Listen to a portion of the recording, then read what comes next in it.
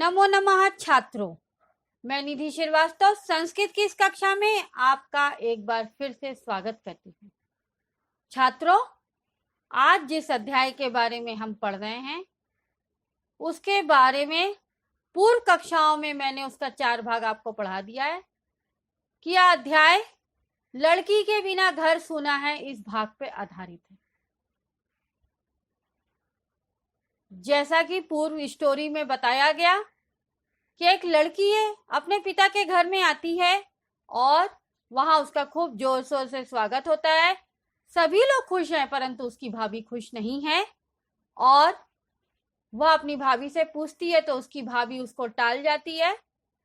फिर बाद में उसका भाई बोलता है कि तुम सौभाग्य से आई हो बहन, अभी तुम इसके साथ डॉक्टर के यहाँ चली जाना, क्योंकि मुझे तो ऑफिस में कार्य है और मैं उस कार्य में आवश्यक मीटिंग आ गई है, उसमें जा रहा हूं। तुम इसके साथ चली जाना और तुम्हें यह सब कुछ रास्ते में ही बताएगी, अभी कुछ नहीं, ठीक है।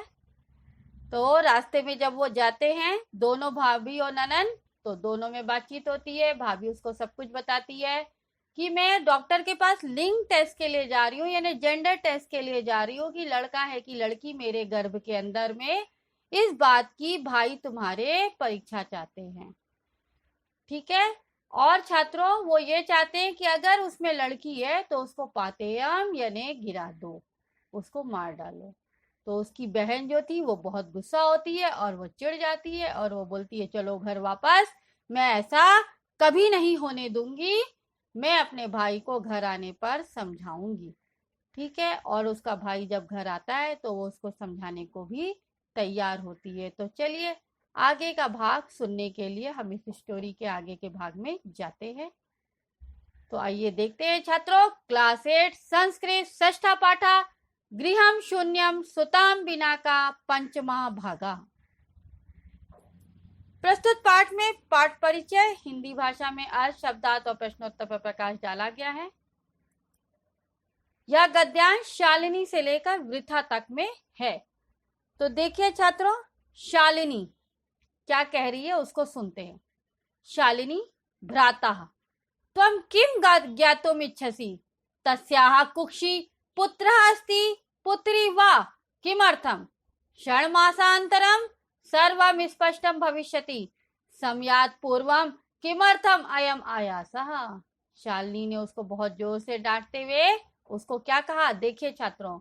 शालिनी कहती है भ्राता यानी भाई, त्वम यानी तुम, किम यानी क्या, ज्ञातुमिच्छसि यानी जानना चाहते हो, तस्याह यानी उसके, कुक्षी यानी कोख में यानी गर्भ में, पुत्र अस्ति यानी बेटा है, पुत्री वा अथवा पुत्री है, किमर्थम किस लिए, षड मासानंतरम 3 मास हो गया है छात्रों, 9 महीने का गर्भ होता है। तो वो कह रही है कि 6 महीने के अंदर में सर्वम यानी सभी, स्पष्टम यानी स्पष्ट, भविष्यति यानी होगा। तो 6 महीने के बाद तो सब कुछ दिखेगा, सब कुछ मालूम पड़ जाएगा। समयात यानी समय से, पूर्वम यानी पहले, किमर्थम यानी किस लिए, अयम यानी यह, आयासः यानी कोशिश। तो समय से पहले तुम यह कैसी कोशिश कर रहे हो, क्यों ये कोशिश कर रहे हो और किसके लिए कर रहे हो। 6 मास के अंतर में तो आपको सब कुछ पड़ जाएगा, ठीक है। तब उसका भाई क्या कहता है, यह देखिए। राकेशा कहता है भगिनी त्वं तु जानासि एव अस्माकं गृहे अंबिका पुत्री रूपेण अस्त्येव, अधुना एकस्य पुत्रस्य आवश्यकता अस्ति तर्हि डैश डैश। ठीक है, उसके भाई ने क्या कहा, राकेश ने कहा भगनी यानी बहन, त्वम यानी तुम, तू यानी तो, जानासी यानी जानती हो, एव यानी ही, अस्माकम यानी हमारे, गृह यानी घर में, अंबिका पुत्री रूपेण यानी अंबिका नाम की पुत्री के रूप में, अस्तेव यानी है ही, यानी अंबिका नाम की लड़की है जो उनके पास है ही हमारे रूप में, घर में पुत्री के रूप में। अधुना यानी अब, एकस यानी एक, पुत्रस यानी बेटे की, आवश्यकता अस्ति यानी आवश्यकता है, तरही यानी इसलिए या तो उसने क्या बता दिया, राकेश ने बोला कि मेरी बेटी तो है ही अंबिका, अभी एक पुत्र की आवश्यकता है उसके लिए। ठीक है, तब देखिए बहन क्या बोलती है शालिनी, तरही तरही कुक्षी पुत्री अस्ति चेत हंतव्या। तरही यानी तो, कुक्षी यानी गर्भ में या कोख में, पुत्री अस्ति यानी बेटी है, चेत यानी यदि, हंतव्या तो मार दें। तरही तो क्या, गर्भ में अगर बेटी है तो मार दे उसे। तीव्र स्वरेण यानी जोर के आवाज में, हत्याया पापम कर्तुम प्रवृत्तो असि त्वम। हत्याया पापम यानी हत्या का पाप, कर्तुम यानी करने में, प्रवृत्तो असि यानी लग गए हो, त्वम यानी तुम, तो तुम हत्या का पाप करने में लग गए हो। ऐसा वो अपने भाई को जोर से डांटते हुए बोलती है। राकेशा क्या कहता है देखिए, ना हत्या तू ना, नहीं हत्या तो नहीं। शालिनी कहती है तरही किमस्ति निगृणम कृत्यमिदम सर्वथा विस्मृतवान अस्माकं जनका कदापि पुत्री पुत्र मया विभेदम न कृतवान स सर्वदैव मनुस्मृते पंक्तिमिमाम उद्धरति स्म आत्मा वै जायते पुत्रा पुत्रेण दुहिता समा त्वमपि सायं प्रातः देवी स्तुतिं करोषि किमर्थम सृष्टे उत्पादिन्याः शक्त्या तिरस्कारं करोषि तो मनसि यति कुत्सिता वृत्ति आगता इदं चिंतित्वा तैव अहम कुंठितास्मि तो शिक्षा वृथा। यानी उसने क्या बता दिया, उसने क्या बोल दिया उसको। शालिनी ने कहा तरही यानी तो, किम अस्ति यानी किस लिए, निघृणम यानी इतना घृणा वाला कार्य, नफरत वाला कार्य, घृणा के योग्य, कृत्यम यानी कार्य, इदम यानी यह, तो ये घृणा का कार्य किस लिए। सर्वथा विस्मितवान हमेशा भूल गए या बिल्कुल भूल गए, सर्वथा यानी बिल्कुल भी ले सकते हैं और हमेशा भी ले सकते हैं। बिल्कुल विस्मितवान यानी भूल गए, अस्माकम जन का, अस्माकम यानी हमारे, जन का यानी पिताजी, कदापि यानी कभी भी, पुत्री पुत्र मया यानी पुत्री और पुत्र में, विभेदम यानी अंतर, डिफरेंसेस, न कृतवान नहीं किया है, सा सर्वदैव यानी वह हमेशा, सर्वदैव यानी हमेशा, मनुस्मृति यानी मनु की स्मृति, मनुस्मृति एक पुस्तक का नाम है, उसमें पंक्ति में माम, उसमें एक पंक्ति दी गई, उद्धरित है यानी उसमें लिखी गई है एक पंक्ति मनुस्मृति में। तो वो क्या लिखी गई है वो देखिए, आत्मा वे जायते पुत्रा पुत्रेण दुहिता समा। यानी वो क्या कह रही है, वो कह रही है कि हमारे पिता जो है वो हमेशा मनुस्मृति में लिखी हुई इस पंक्ति को बोलते थे कि आत्मा वे जायते पुत्रा पुत्रेण दुहिता, यानी निश्चय ही पिता जो है, पिता की आत्मा जो है वो पुत्र में होती है। वो क्या कह रही है, वो कह रही है कि निश्चय ही पिता की आत्मा पुत्र के रूप में जायते यानी पैदा होती है, यानी उत्पन्न होती है, और दुहिता समा, और पुत्री जो है वो पुत्रेण, दुहिता समा यानी पुत्री जो है वो पुत्र के समान ही होती है। मतलब आत्मा वै जायते पुत्र, यानी वै यानी निश्चित है, जायते यानी पैदा होना, आत्मा यानी आत्मा। तो वो ये कह रही है कि निश्चय से पिता की जो आत्मा है वो पुत्र में ही उत्पन्न होती है, परंतु पुत्र और पुत्री दोनों समान होते हैं, ये उसके पिता हमेशा कहते थे। त्वमपि सायं प्रातः देवी स्तुतिं करोषि, त्वमपि यानी तुम भी, सायं प्रातः यानी सुबह और शाम, देवी स्तुतिम यानी देवी की आराधना यानी भक्ति, पूजा, करोषि यानी करते हो, तुम भी पूजा करते हो किसकी, देवी की, औरत की।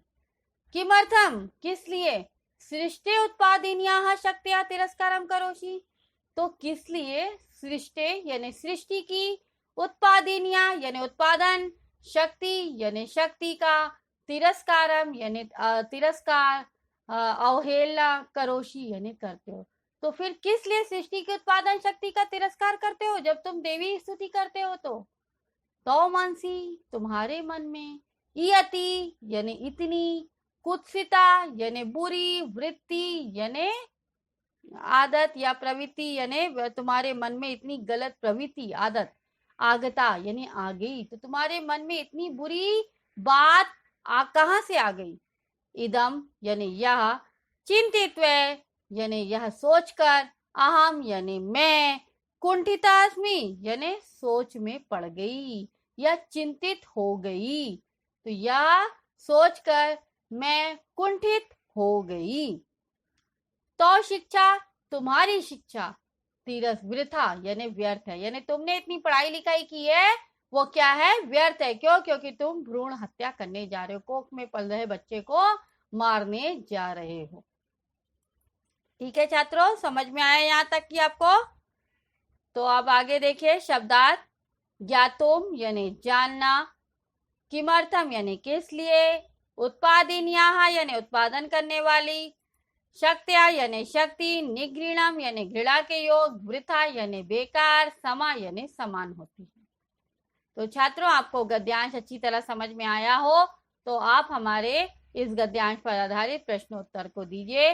प्रश्नोत्तर वही 3 प्रकार के हैं, एक पदेन, पूर्ण वाक्यन और निर्देशानुसार।